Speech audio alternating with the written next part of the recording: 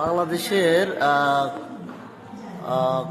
জাতীয় জাদুঘরে বাংলাদেশের যে খনিজ মানে শিলা ও খনিজ পদার্থগুলো পাওয়া যায়,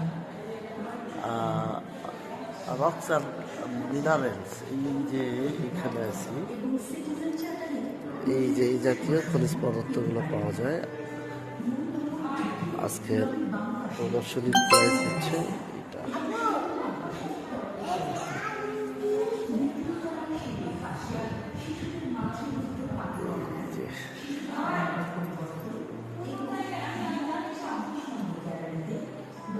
এই যে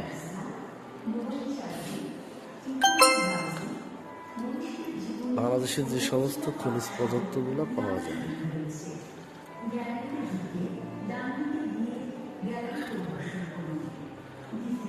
অনেক